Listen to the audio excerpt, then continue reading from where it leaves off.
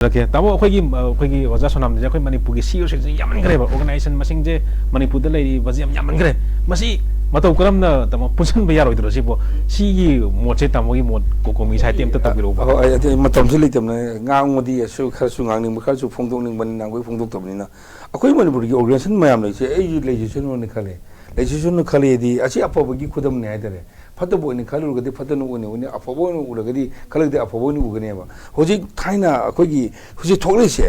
अतै कि नति मसी अखोगी इंडिया की नेशनल की अखोगी फ्रीडम की मूवमेंट येंका तो सुम थोएबा अतोप खुदुम तो रो थोएबा मसी थोगलेसे कैनो ने मा पार्टिसिपेट तौबा डायरेक्टली पार्टिसिपेट तौबा यावा फंगनबगी तौरपने मसी फतन लोब यादे अदुबु होजि होजि अखोगी ओइदिबा मणिपुर की ऑर्गेनाइजेशन याम हाबसिदा अखोई कोकोमी की माइकई की अतोप अतोप ओजासिंग मामायरा पाइबी मैम पीबीडी रिपोर्ट की मतुंग अखोई लाइरिबो ऑर्गेनाइजेशन मैम से अखोई कोऑर्डिनेशन ओने थबक तौमिनरे हाइबो पोसी मणिपुर की मियाम दा थमजगे अदुना मसी की पोसी तौननबो होनबो मतमदा लाइबिरिबा अखोई की नाकल की लेकाई की डिस्ट्रिक्ट की लाइबो ऑर्गेनाइजेशन मैम से कोकोमी के टाइट अप तौरका अखोई की नेटवर्क म सेम कांदा अखोने तौगुबा याबना कराइनो तौबो यादबन कराइनो से खुद मनाबदा लोकल के लेवल तौगदबा डिस्ट्रिक्ट के लेवल तौगदबा अखोई नेशनल लेवल तौगदबा खाइदोंनरकान अखोई कोऑर्डिनेशन ओइना थबक तौमिनरे हाइबो पोसी आई मणिपुर मियाम ममांग थमजगे अदुबु खरा मियोबगी वकल मानदबा किदंग खरा सिधन आंदोब खरा दि लेतेबदि नते अदुबु होजिक्ति अयामना हाना ममांग उबदो उबिरमरोय होजिक्ति अखोई थबक तौरब मतमदा अखोई पन्न डिस्कशन तौरे डिस्कशन तौबसे टीवी ममांग डिस्कशन तौद्रे अदुगा अखनो अखोई प्रेस मयाम पुरगने प्रेस मयाम पुरगा अखोई येंगनबो मी मयाम खंगनबो खंगदोकिनबो पोतदि अखोई तौद्रे खरा सेक्रेसी पोट मथुक तायनि खलकांदा अदुनने हुजिक अतै याम तौरमरोनि खले अदोसी अफबगी खुदनी लाक्सिसनु इमा लेबा इरमदम सु कननु होनबो थोलबो खुदम को वेलकम तौई अदो हुजिकति कोई अपनबा कोऑर्डिनेशन आइना अपना हाइबा कोऑर्डिनेशन एंड कोऑपरेशन लेनकना थबक तौबा हौडकलब तंजानी लहरबु तंजासिदा लेहोरिबो फुरुप मयाम लेमहोरिबो मयाम सिनसु आइडियास ऑफ मणिपुर के अपन सकतम काबिया दे बसे मसिदा खलगा थबक तौब मतमदा कोकोमिनसु वेलकम तौजरी नत्री मखैदी हुसंदी पुरफुदी वागनी दुगा अरुइबदा आइडियास ऑफ मणिपुर वर्क तौजरीब कोकोमीना मणिपुर थुकाइनब होनरपा एनी फुरुप ओइगेरा अमा ओइगेरा तोमो ओइगेरा चाव एक्स ओइगेरा मणिपुर थुकाइनब होनरप थबक्तदी मदु मायक्त लेगनी अतो ओजा सनाम याम तेलमना आइडियास ऑफ मणिपुर दा हजि पीस मैसेज समता याम थुना अखोय मैम पुन्न को हिमन बताय खुयामो को के प्रेसिडेंट मेक सिंग ना हाइग्रे फर्दरली हाइद्र सुजे तरा की चेशु लेरी अखोय गी खर सीनियर ओइबा ग्रुप की से लेरी समना हाइरगा अखोयन मचा पोक्तन मी खुदिंग तौ न सम संदोक कनाना मदुगी इमुंगी मकोक्तन मोय सेबो अखोय लोशन मंगम बदिन नमोय से नागालैंड कंटेस्ट जेंगे से ओनली वन स्टूडेंट एनएसएफ हाइब अम ग्रुप अम लेरी ngasi mo assam le chasi all assam student union asuwe mo khatam leiri mizoram de chasi young mizo association am khatam leiri asamai ton mi group am khatang leibe se life long masigi makha de loina leibe pami moi makha de lising am leising ko su kaide se ko gopine se okay group puntra ni purum pulga mayam ne jate symbol mase ko ne pai mo this should continue it forever नतना हयें को कोमिसे मु लोगिरगनी अति मु issue लापद अइना मु मको कोइना बतानगनी मसनमी खुदिंगी association के जे secretary आई प्रेसिडेंट आई चेयरमैन आई को मिति बिसे को टीवी याम पाम ngang अदो अल्टीमेट सॉल्यूशन से कना उनको दोइनो भारत न उनि से हिता अखोय मी लिसिंग हम ले अखोय एसोसिएशन चल प्राइम मिनिस्टर मा फम मो ले रोए so we were only one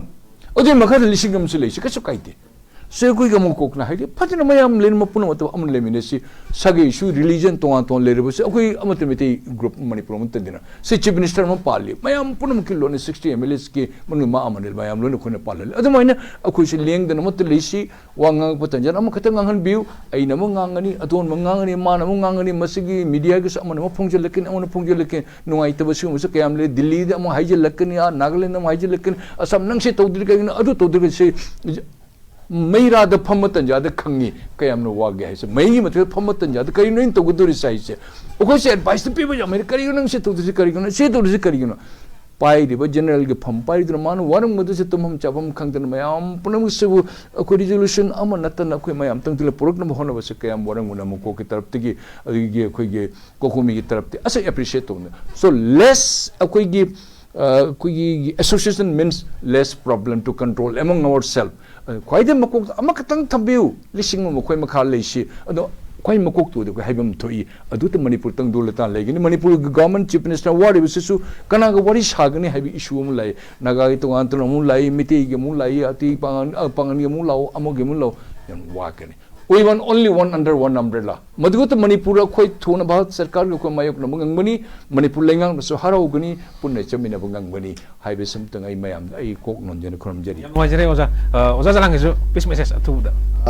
Koina Masi Nasiki Kana Nainari was a constructive boy. I do a Mahosa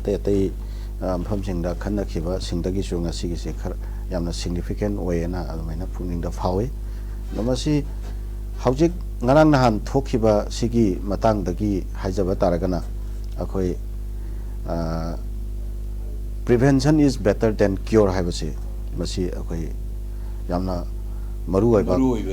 akoi gi tangkak ama ni masi akoi society da su masi apply toba mathau tai habasi ma handaki sina akoi example mani haina example mani na dumaina lomi na ba yabra sima do ani subada our society as a whole howjik akoi society sida lairiba akoi charang na situation se masiki permanent oiba akoi waroi silama akoi langnana bagi lambida lairiba charang na riba mayam sigi root cause sing ado yamna phajana analysis tawbaga loinana akoi manipur da lairiba kanglu phurup khuding makna akoi punna hingminna ba haibase we have a compelled situation to live together, to exist together. Sige concept sida akoi loinamak halakshi aduga akoi punna hingminna bagi akoi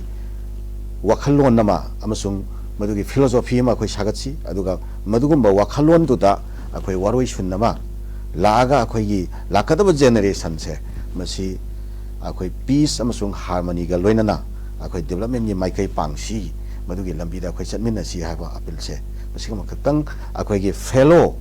aku lagi countryman hai kata aku lagi fellow, aku lagi nation se sida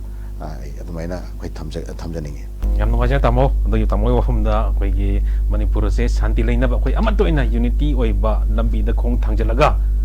lay casi hai bani, hari wafum thamja laga.